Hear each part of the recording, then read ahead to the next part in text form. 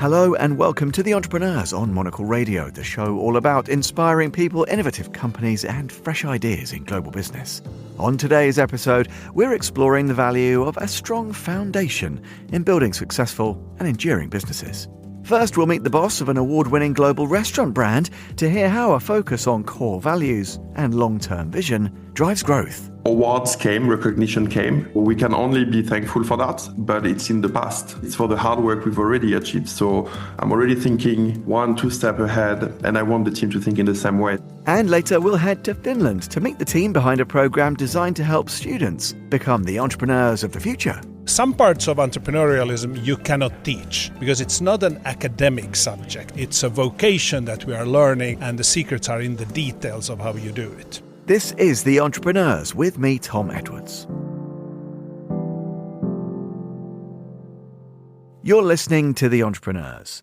Nicolas Budzynski is the CEO of La Petite Maison, a global restaurant brand known for bringing a little bit of the French Riviera to cities including London, Dubai, Miami, Hong Kong, Marbella and, well, more on the way. With a focus on consistent quality, memorable experiences and careful international expansion, Nicolas has helped turn LPM into one of the most respected names in luxury dining worldwide. I caught up with Nicolas to hear about his approach to leadership. I began by asking him about his early education at the famed French Culinary Arts and Hospitality School, Institut Paul Bocuse in Lyon. I was at a Moroccan restaurant with my mother, and then I started to describe to her the type of restaurants that I would want to open one day, mentioning that each rooms would have a different theme and a different cuisine. And she just asked me the questions, why don't you want to work and study restaurant business? And I'm like, well, never thought of it. And let's look into it. So she encouraged me from a very early age to look into my dreams and decided to go to the Institut Paul Bocuse at that time because it would give me the base of French cuisine, but it would also open doors to the international network that they have, while still keeping a great focus on the product itself. The school is fantastic. It taught us all the basics of French cuisine and what made it internationally known. And I decided to go to Dubai after that. That's how I started my career. I love that, and well done, Maman, obviously. They're very wise, aren't they? Our parents know a lot more than we give them credit for at the time. Let's talk then about Dubai a little bit. An amazing scene. Obviously, the pace of change there is so rapid, almost from week to week. But, if you go back to your experiences, some amazing names, Jumeirah Group, you worked at Burj Al Arab, some of these really iconic places. But is it fair to say you sort of quickly realised that it was restaurants, as that youngster's dreams you've described? It was restaurants rather than hotels. Was that a helpful learning? How did you kind of realise that your focus on hospitality was very much on the restaurant scene? Going to Dubai was a very clear decision. At that time, I've always had big dreams. And I thought Dubai was one of these up-and-coming territories with fantastic projects. At the time, no one really knew where Dubai was in France and in my social circle. But I just decided to go there because of all the fantastic projects. So my decision to go to Burj Al Arab as a management trainee was more to get the name on the CV back at the time. I mean, it's a fantastic hotel, fantastic property with great service, fantastic guests. But I quickly realized that the level of hierarchy within such an establishment was extremely complicated. And I'm an individual who always liked to add value in anything I'm participating into. So just fulfilling tasks was not enough for me. So at the time, I consulted my training manager and the GM of the hotel. Both of them have been very supportive in supporting my career path. And they said, well, definitely a hotel, you'll learn a lot of things, but you're not going to have a lot of space to explore your creativity. So they both advised me to look into a newly established division within the Jumeirah Group. And this was Jumeirah Restaurants. And it was a lot more casual. It was like a startup mode. I was able to support the GM of the division by looking into various projects, legal aspects. So it was a fantastic way to touch a bit to everything and to really understand that, being a lot closer to guests, being a lot closer to concepts creation was the way forward for me. That is super interesting. And can I ask you how you go about ensuring that you're sticking to those values as now the leader of this business? Because obviously you've been with LPM since 2019. I think you were there on the operations side, and then now, 3 or 4 years as CEO. How do you ensure that you're fostering the right environment, Nicolas, that allows for creativity, for flexibility? Is it about having a flatter management structure? Because presumably the stakes are very high, the reputation of the group is very, very exacting, and it's built on impeccable service and so on. So how, as a manager, do you ensure the kind of flexibility that you yourself were seeking out, that you were just talking about? No, it's not easy. I mean, as you pointed out, I've been in my new role for the last 3.5 years. I think it's been quite a journey to shift from an operational focused role into being responsible of a business on behalf of investors. So I think the initial years and steps have been on exploring and trying to find the best way to still taking care of the existing operations while delegating a bit more, giving a bit more space for individuals within the organizations to bring value themselves, while trying to understand what was my new responsibilities. There is no real roadbook in relation to a role of CEO. I mean, yes, you can read about what is a CEO for a large corporation, but each company is very different from one another. It depends what type of investor you have, what type of board you have, and then the aspirations of the investors behind the business. So I think the last 3.5 years have been very exploratory, at least the initial 3 years. And the last 6 months have been a little bit more stable in understanding what we should really establish for the business, and then finding processes and systems, easy ones to understand, for people to have the right vision behind the company, the right objectives, and the right framework to be able to express themselves according to a clear direction. So I think that's how we went about 3 years of finding the right way, and now we're a little bit clearer about it. Absolutely. What role does recognition from outside play in that, Nicolas? Because lots of the leaders that we talk to on this programme and across all of Monocle, really, they talk about, trying to shut out the external noise, criticism, positive reviews, negative reviews, and sticking to your principles. And I know you believe in that. And yet at the same time, recognition is so important. If we look at world's 50 best restaurants, or we know the hit list, right? And obviously lots of the properties and locations that are under your aegis are now recognised there. Clearly that's advantageous from a business point of view, from a promotional point of view. But do you have to try and shut out that kind of scrutiny, or do you have to reflect it and try and meet their rigorous demands with your strategic decision making? How does that work when it comes to that high level kind of criticism and recognition?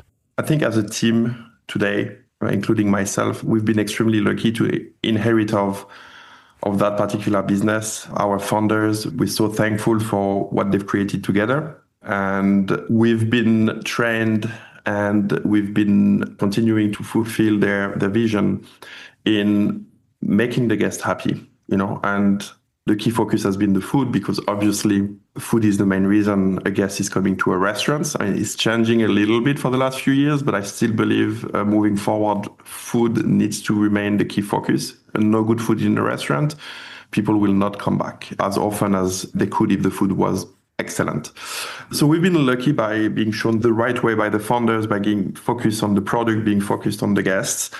Awards came, recognition came naturally, but it's in the past. So we can only be thankful for that. I think it's being very useful to motivate employees to join us or to continue working with us. So I think we use it as an internal tool to show how great of a company we are, how great of a product we are, how much we can bring into people's career as a professional value. But we always like to stop it very quickly. I mean, we praise a little bit ourselves, maybe not enough. I would admit I'm not the best praiser, not because I don't want to praise people, but I've always keep looking forward. So for me, when a step is achieved, we gain an award, it's done. I mean, it's for the hard work we've already achieved. So I'm already thinking 1-2 steps ahead, and I want the team to think in the same way. So we always look at what we can do better, what we haven't done good enough, and we could do even better moving forward. So world is changing, trends are changing, so there are always opportunities to adapt and make your business evolve. And that's what we really, really focus about. We do get inspired a little bit by what our competitors or our peers are doing. But in general, we prefer to focus on our own business, because by looking at what others do, we just spending time in speculating about others while we have enough to take care on our own garden, So that's, I would say, how we look at recognition and awards and things like that. Yeah, and I'll ask you a bit more about some trends and the direction of travel in a moment. But look, you mentioned food, and it would be a serious missed opportunity not to talk about the specifics. Tell me about a typically great service. I think, look, I'm sure our listeners, amongst them, there'll be lots of frequent visitors, and maybe they have a favourite. Maybe they're thinking of a particularly playful rosé, real, sunshine in a glass kind of thing with, I don't know, is it salt-baked sea bass or whatever it might be. Take me to one of your locations and one service, maybe one dish and one accompanying glass of wine that for you sums up the whole of the kind of La Petite Maison experience.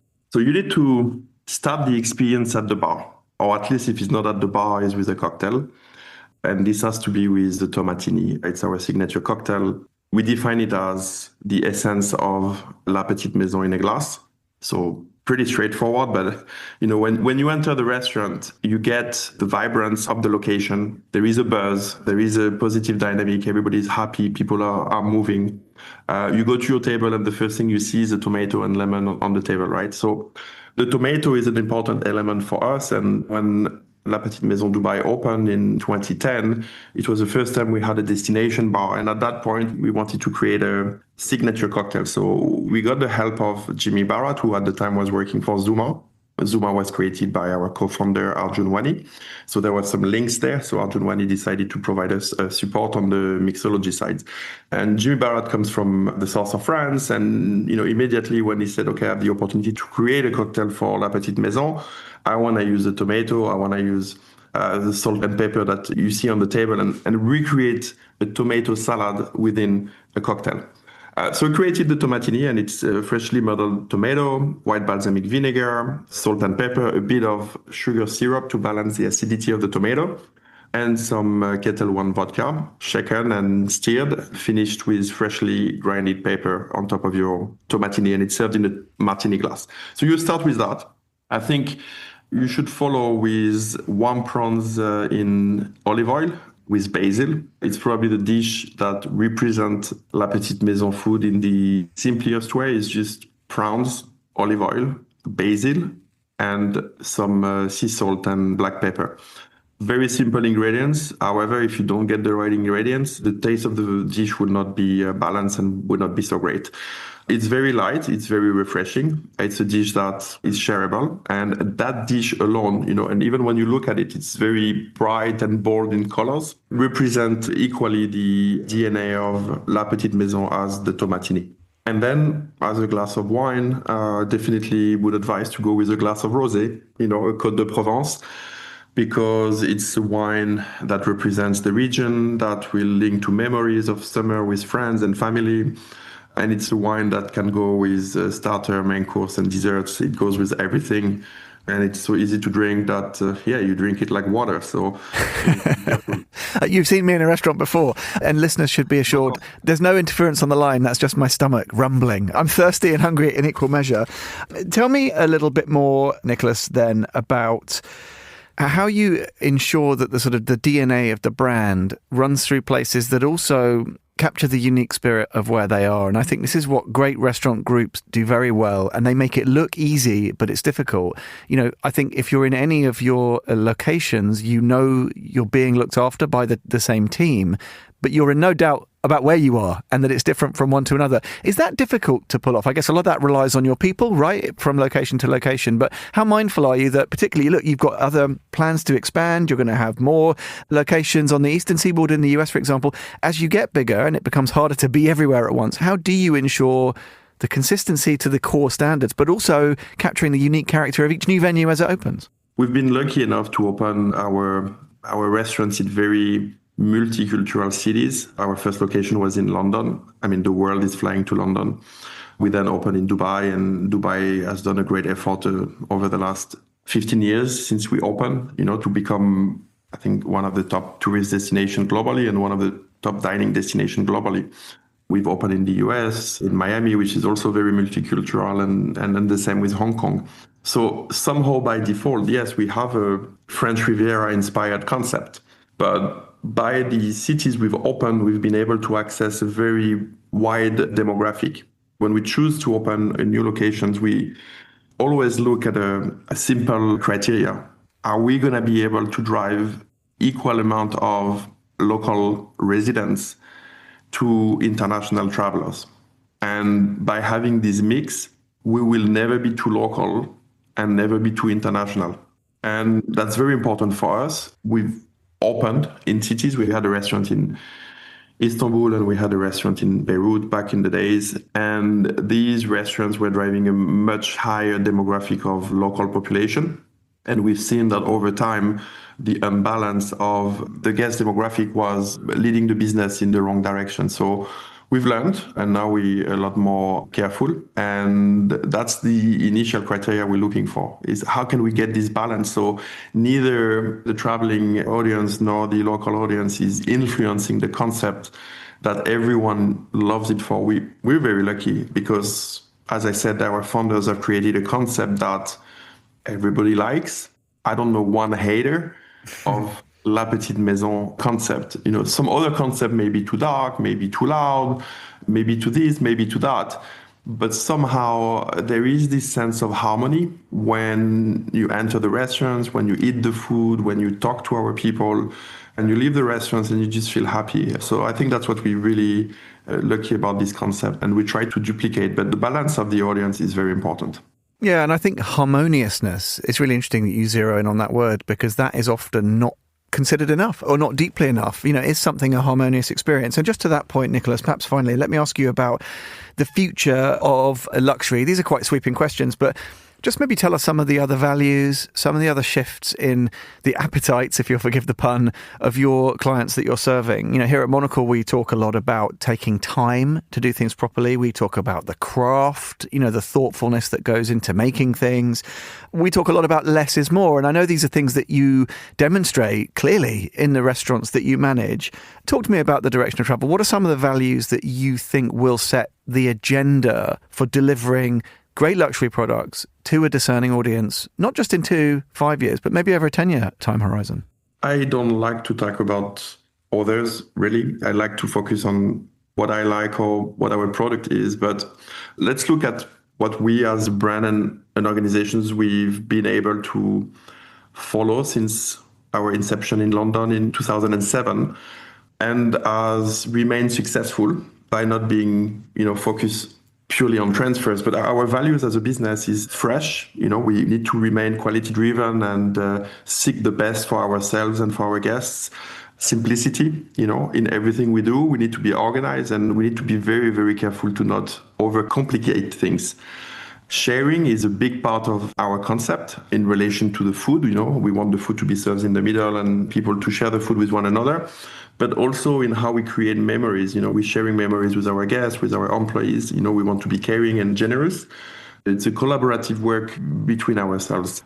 We want to be honest in everything we do, making sure we're respectful, truthful, and we behave with integrity. There is a lot of discussions with, where is the product being created and at what price is this being sold and the margins that business are making on particular products. I think we've seen the last few years, especially since COVID, I think that pricing has been a major issue in our industry, but potentially in others as well, where people have been sold what businesses wanted to call experiences.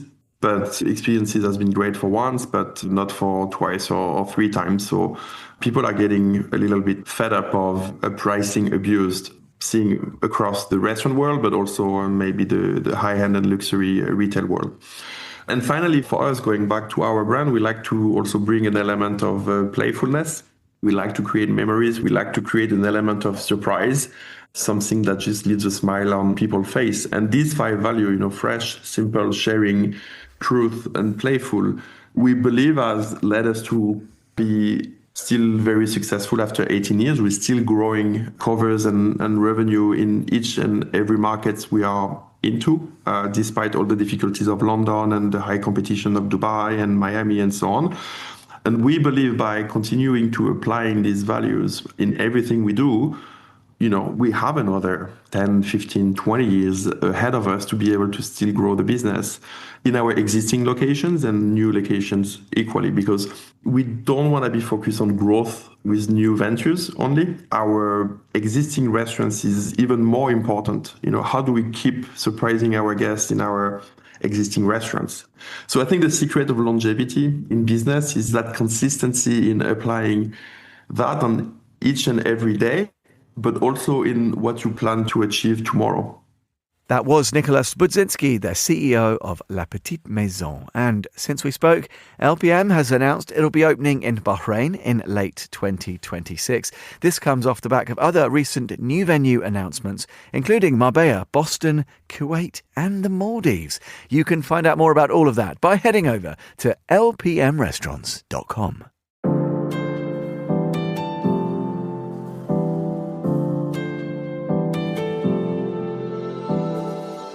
You're listening to The Entrepreneurs. We head to Finland next, specifically to the city of Espoo, where a new university initiative is helping students turn ideas into real businesses. Monocle's Helsinki correspondent Petri Burtsoff went to meet the people and the students behind the Aalto Founder School.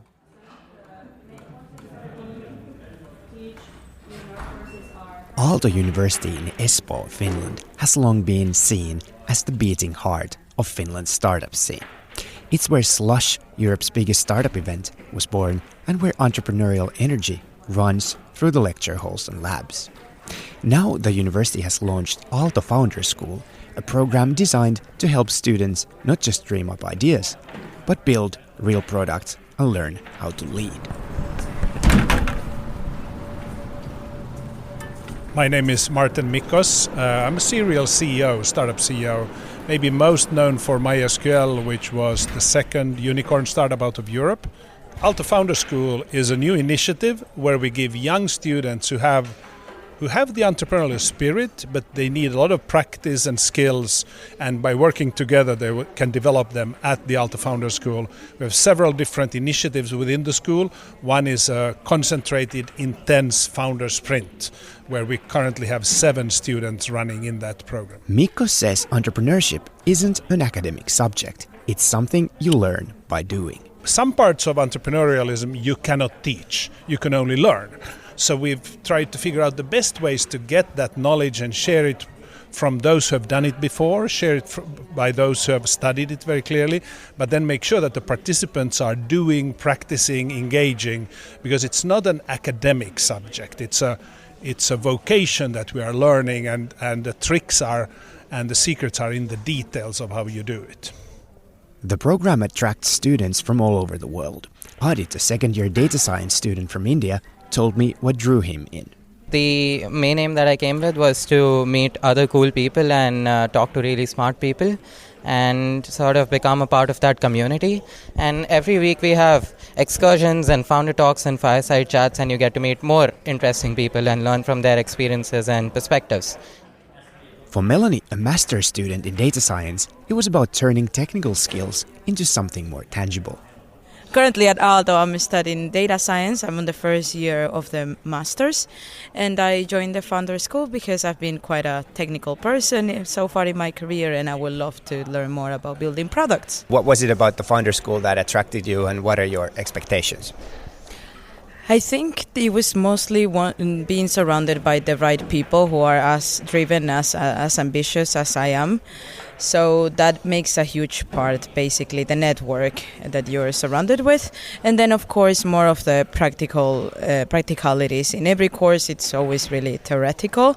But here at the Founder Sprint, we actually build a product, we do user research, and then we have the business strategy coming up later. So I think this is a key differentiator.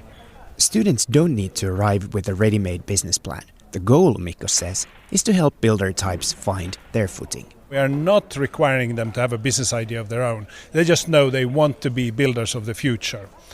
The difficulty here is it's really nearly impossible to know who will be a future founder and who won't. So we have assessed them on 6 dimensions, which we think are indicative of where they will go.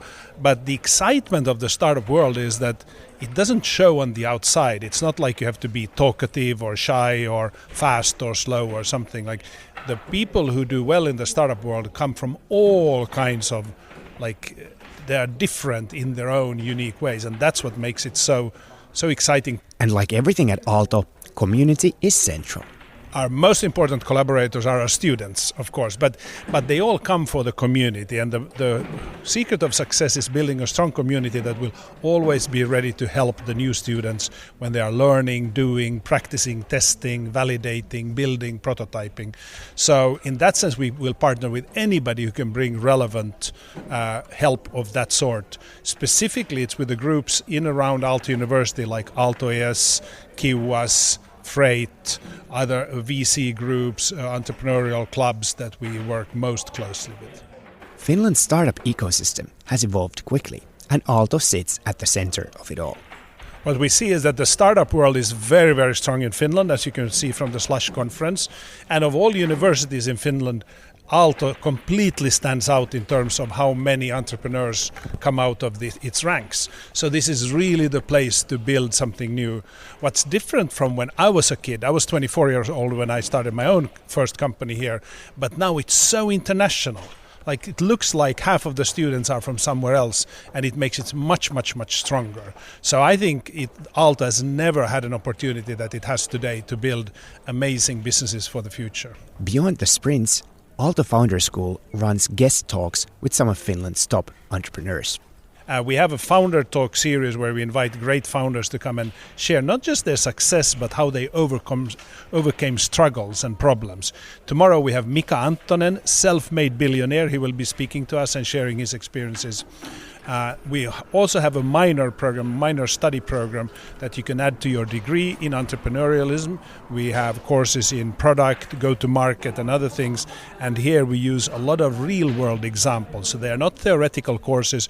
We look at startups. We have guest lectures and others to make sure it's very relevant and current and really what these people need. So, and there's much, much more than this. This is just the start. We know that in the startup world, like, there aren't two things that are the same. They're all different. Like, for instance, we have researchers who do deep tech in nuclear physics, in space exploration, whatever, and they build their own startups. And others are in the consumer space, the design space, like fashion. So we have startups from all walks of life, so to speak. And that's all happening here in Otaniemi on the campus area. So what can other universities learn from Aalto's approach? One thing in that sector that I really like about Aalto is the flexibility of courses here. So if I want to explore a topic, I can sign up for the course today, check the lectures for a week, and if I'm not interested in the course anymore, I can just drop it and take another one. And just through that, I have been able to explore so many different fields. Take entrepreneurship outside of the academic classrooms and bring it into life. Something really key and amazing about Aalto is the community, Startup Sauna, Aalto ES, Aalto Founder School. I think they all shape what the university is, and that is the reason why we have so many amazing founders and people here. Engage people who have actually built companies themselves.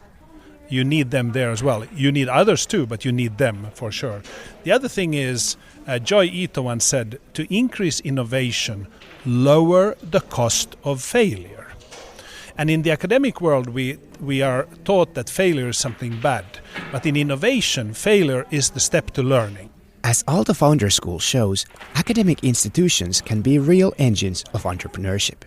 If Europe's universities want to build the next generation of founders, they might start by looking north.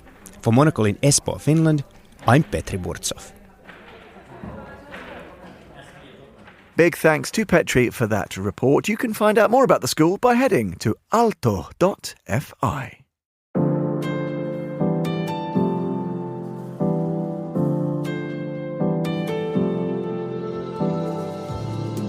And that is all for this edition of The Entrepreneurs. We'll be back at the same time next week. The programme's produced by Laura Kramer with audio editing by David Stevens. If you'd like to get in touch with us, do email Laura. She's on lrk@monocle.com. I'm Tom Edwards. Goodbye and thanks for listening to The Entrepreneurs.